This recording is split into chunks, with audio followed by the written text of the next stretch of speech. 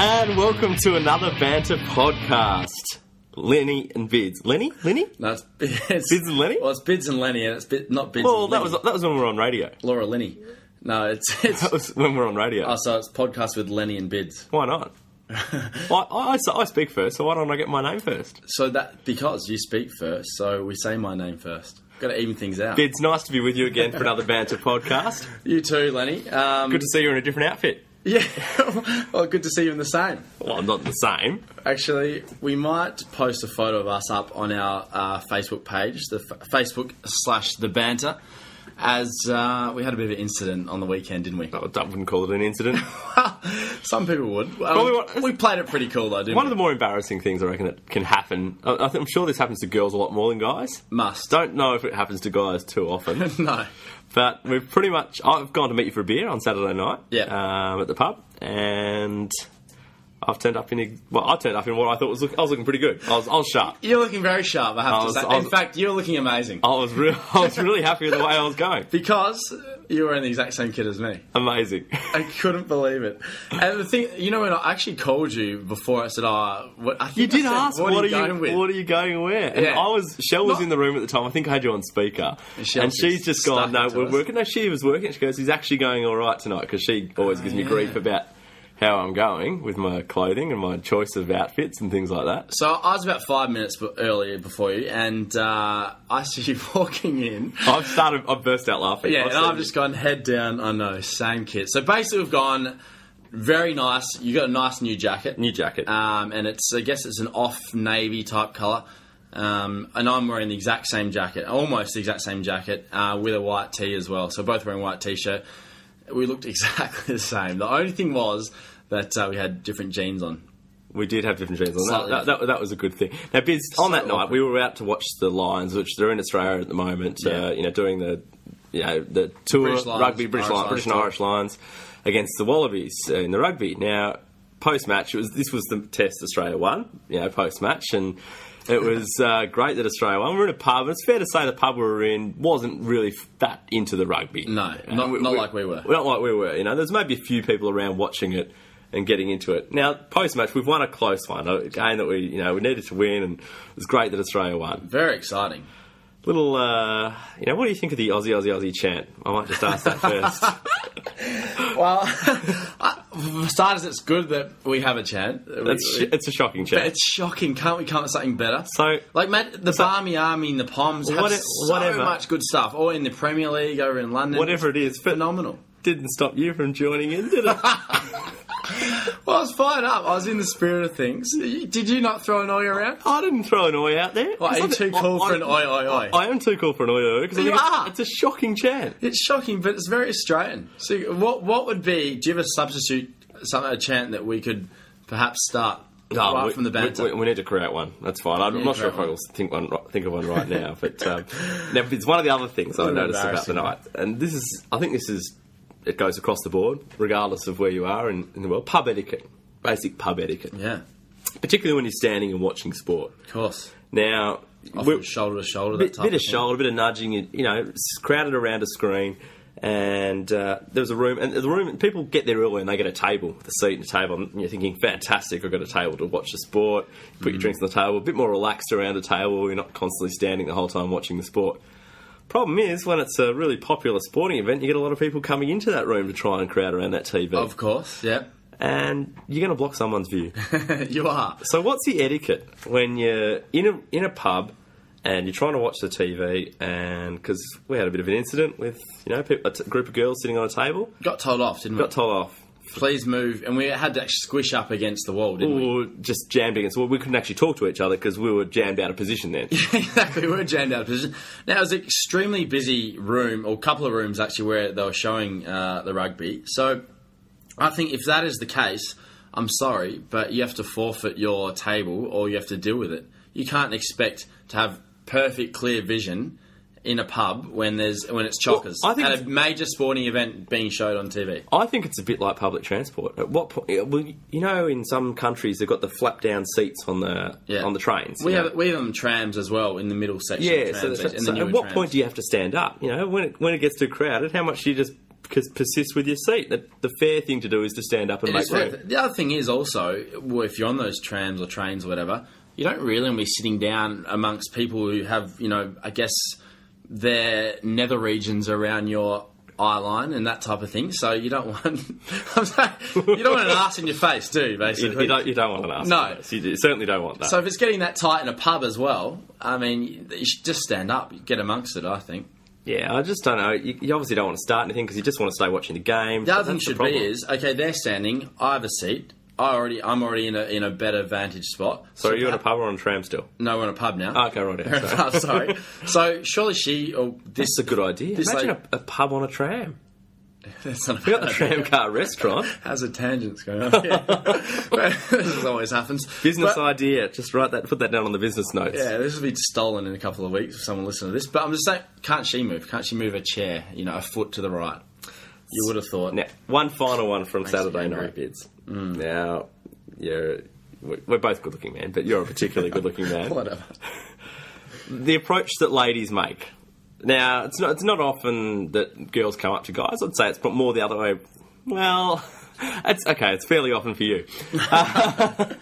What I'm saying is, the generalisation in public is that guys have to make the first move. They have to make the approach. But when a girl makes the approach, it's great. You think fantastic that the girl makes the approach. Yeah.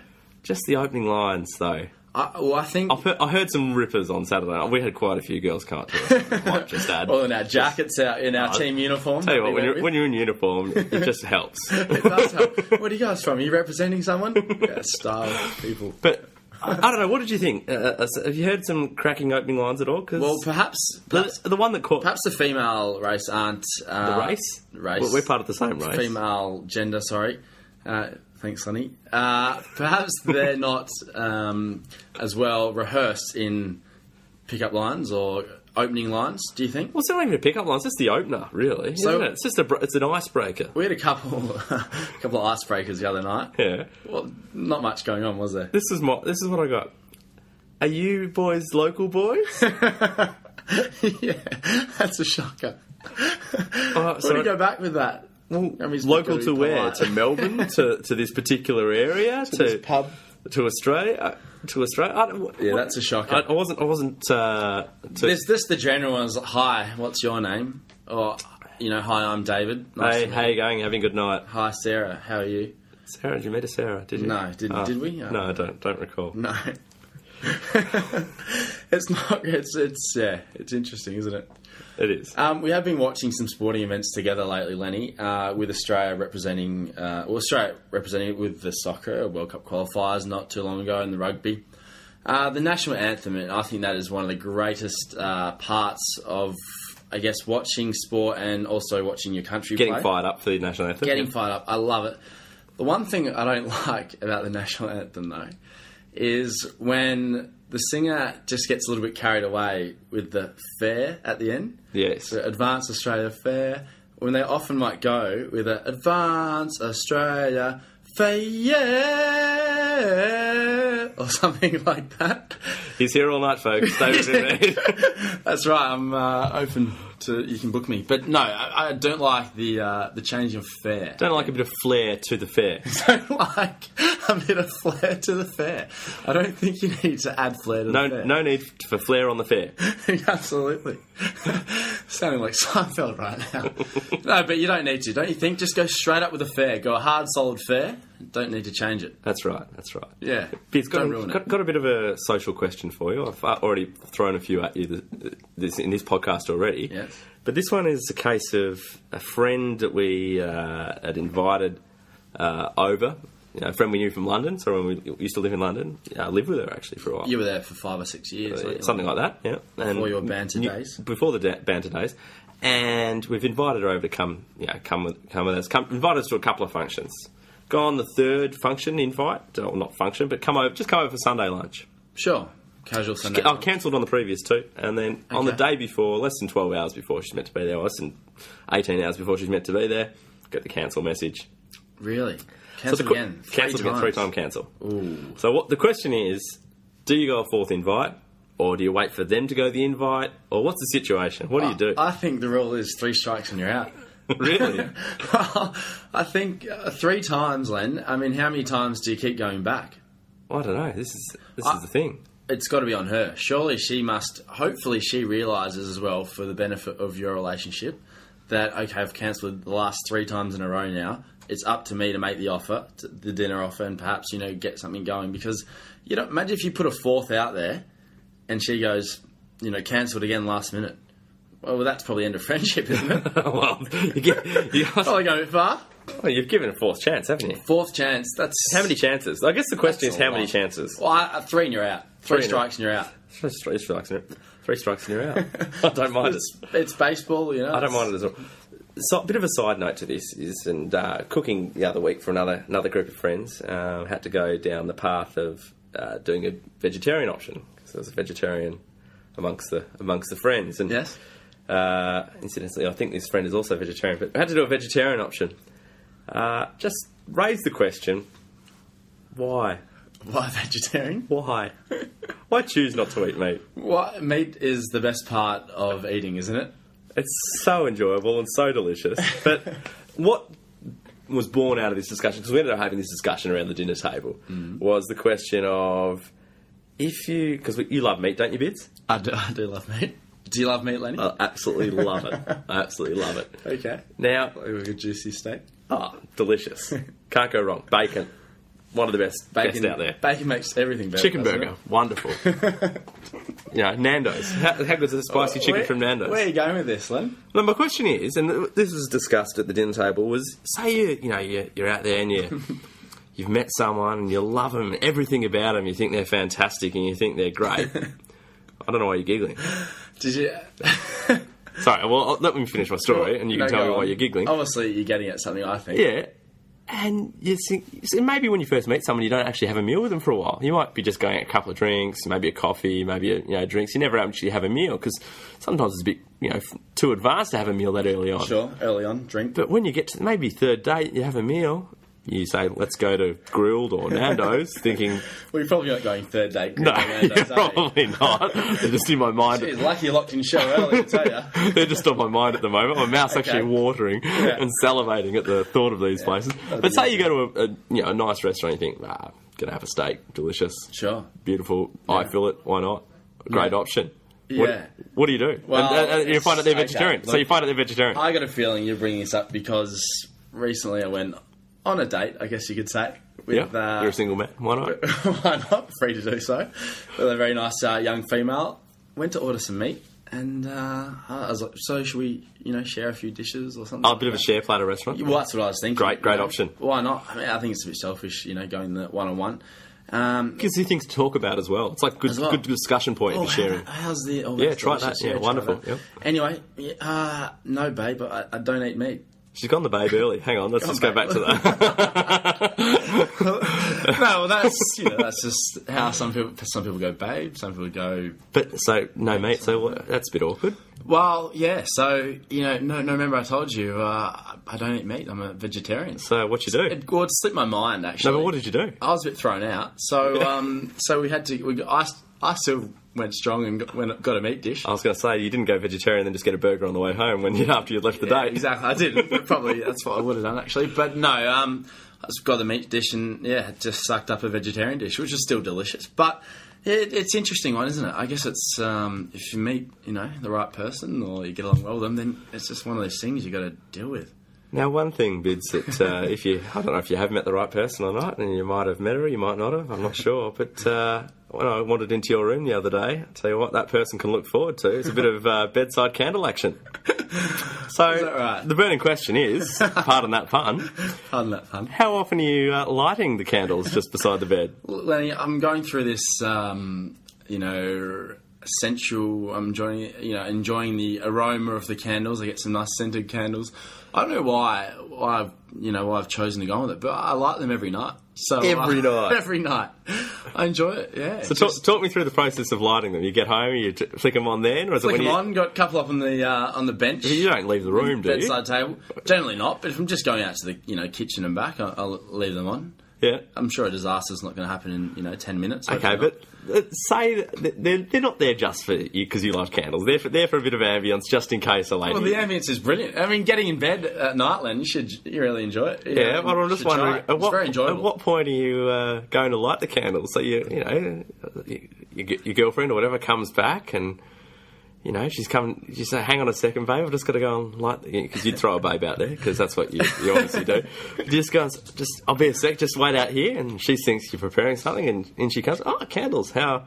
Wonder what's going to happen here now." So, do you think candles insinuates that perhaps there might be? I think there's definite insinuation if you're lighting candles. A little bit of something going on. There's definitely insinuation if you're lighting candles. Yeah, look, perhaps I guess it does set the mood, but perhaps I just like that mood every night I go home. Perhaps you do. I do. I don't mind it. Perhaps you do. Len, put one back on you because I feel like I'm getting hounded. Yeah, it's been a barrage so far in the opening part of this podcast. Round at your place the other day. I'm worried. Pack of donuts on the kitchen bench. Yeah, they weren't mine. I've got a housemate. Don't believe that 1 second. He's never there. Well, he is. Well, he's not. Now, Lenny, you have a wedding coming up later this year. I do, yeah. Donuts, is that the kind of diet that you want taking into a wedding? Look, I'm a very skinny man at the best of times. I'm very lean and you were just before we stepped into the studio, you were just chowing down some chocolate and some bread. Nothing wrong with that. Mixing savoury and sweet too. Shocking. Nothing wrong with that. Well, I think there is. And also, so donuts, chocolate, you're not convincing me I'm a healthy man. strongly here. I'm a healthy man. Well, I'd be watching. You don't want to be putting on a few kgs. I'm not going to blow out in, 3 months? 3 months, you can easily blow out. Hang on. Yeah, exactly. If you stop playing tennis, have you seen how much food you eat? Yeah. Let's just I can bring this full back. Imagine if you didn't do all the tennis and the running that you do. But Lenny, you don't do as much exercise as me. And look how I'm going. I'm going you're very saying well. that you're going fantastically well. Going very well. Pumping up the tyres. Going very well. Now, Bids, you're on your phone. You were on your phone a lot the other night, which makes me wonder when I send a text to you with a question in it. When am I going to get a reply? Because sometimes it's taking generally all right back 24 hours, 2 days at the moment. Don't believe that. 10 hours, 20... Well, 20 minutes. Funny you say that, Len, because I reckon you've been giving me a bit of tough loving since I didn't reply for a couple. Yeah, you have. Yeah, you have. I know you have. I know you've been playing games. Yeah. So I've had to follow up with phone calls recently because you're not replying my message in the morning. Now, often the way is with you and I is we have conversations when we text a message. We don't, write like a long essay and we might send 4 or 5 at once going bang, bang, bang, just nail a sentence out, whatever's on our mind and go with it. So Len, just because I didn't reply to maybe a couple of yours, might have been 24 hours, and a little bit of tough loving. Yeah, I didn't enjoy it. Unbelievable. I didn't enjoy it. I can't believe this. Look, at the end of the day... Well, you had me. I was calling you. I was following it up. Because I know you've always got your phone on you. Because it's a permanent... I don't always. It's a permanent fixture with you. I'm running around chasing tennis balls. I'll tell you what happens is you often fire a text message to me in the morning just before I go to work. So I'm walking out the door, I read it, put the phone away because you don't text and drive. Good. Don't look at it again. And by the time I get to work, 40 minutes later, I've completely forgotten I got a text message in the morning. Good excuse, though, isn't it? It's not. Then other times, Len, you're absolutely firing them back. Probably an explanation, more than an excuse. Yeah, I'm not so sure. Yeah, well. Bids, we're young guys. We're not going grey just yet. Well, I don't even know. I've got no hair, so I wouldn't even know if I'm going grey. In fact, you're growing it back a bit, actually. But is that the look you're going for? No, not at all. Just generally shave once a week. Yeah. Mm-hmm. The question, though, is colouring of hair. With blokes, more blokes than women. I mean, a lot of, just for man, you see that horrible ad with the guy where he just waits for 2 seconds, the hot girl's at the door, he runs downstairs, gets him just for man, he's back and he's coloured his hair. Because she's turned up at his house, so did she meet him, 3 weeks ago and his hair's gone grey in that time? Or so he's just gone the dye in? Massive flaws in that ad. We should talk about flaws in ads at another time. Plenty of them, yeah. But the question I've got is, as a guy... When do you make the decision, yep, I'm going to go with the colouring in my hair? Well, I think it comes down to age brackets, actually. So probably maybe in your teens, kids do it. What, you cut? Sorry. So wait. Now wait. I'm thinking, who's grey in their team? No, sorry. So maybe up until, say, 18, 19, like, you might see some kids put a bit of... How long did you colour your hair for? Do you know, when I was a teenager, I think I put a bit of... you went highlights for what? Good 3 or 4 years, I reckon? Mate. Naturally blonde, but just got a little bit dark over time. Just highlights, I'm sure you went... Just I've got photos of you with highlights in your hair. No, I had... when I was younger... This is why we needed Facebook when we were younger, because it would have been hilarious. Well, I think when I was maybe 14 or something, I sprayed a bit of what's that sun kiss, like that stuff you spray in your hair? I don't know, it's your story. Well, I don't know. Anyway, the sun would make your hair turn a bit blonder anyway, but yeah, something like that. But that was ages ago. But I think maybe, we're a bit younger, kids might do it for a bit of fun or something. But then again, probably, when you get 40... When you hit about 40, when you start going grey. Some people go grey in their late 20s, early 30s. Well, I think throughout your 20s, I think you still want to... I guess my point is, if you're going to colour your hair, don't get lazy with it. Because there's people I know... Well, you got to stay on it. Well, exactly, you've got to stay on it. People I know, they let it go grey, and you get 3 or 4 centimetres of grey coming through. Next day, you see them, they've had a rinse, and you're sitting there going, you're not fooling anyone, you're not fooling me. No, you can tell. You're grey, you definitely look younger when you've coloured your hair. Yeah. But just stay on it. Do it all the time. If you're a single man, does that change your decision? I reckon grey's in. You want to be grey. You want to be grey. I reckon the single man. If you're late 20s, so say you're around 30, you want to be going grey. I don't know if you're around 30. Maybe if you're in your 30s, you're happy with a bit of grey. Yeah, okay. Bit of silver fox action. Silver fox. Yeah, that's a bit of one of those kind of it things, isn't it? Silver fox. I think it's definitely there. Yeah, but silver foxes are generally 40s, I reckon. I don't know. Something that is coming in for men, Lenny, especially during winter, and I believe you didn't partake in this kind of activity, but something similar. Bikram yoga. Yes. And yoga for men is becoming quite... Well, I've done Bikram yoga. Well, you've done Bikram yoga? Yes. Yeah, but it's becoming more and more acceptable, whereas I reckon 10 years ago, you just would have been teased, I reckon. No doubt about it. No doubt about it. And now, these days, Mind you, come and do Bikram with me. When I don't know. Okay, maybe you're going a bit far with that. We're going on dates, mandates to go Bikram. I'm not asking you to Bikram, but in fact, that's another one. If I'm going to Bikram, I'm not asking a male friend to come with me. I'm still probably going to ask a female, aren't I? It's just too feminine to be going. It's not quite that acceptable yet, but I think it's more acceptable. Certainly. It's interesting. I think as a society, males are becoming a bit more feminine as a whole, perhaps. Yeah, possibly. Just the whole metro thing. It's been fun. Has been fun, hasn't it? It's been really fun. Yeah. Shall we finish up here? I think we will. I hope you've enjoyed this Banter podcast. No worries, Len. And just next time we go out, perhaps, we'll check what this is the problem. I think I text you and you didn't respond for 24 hours. You give me tough love and I give some back, don't I? We'll see you next time.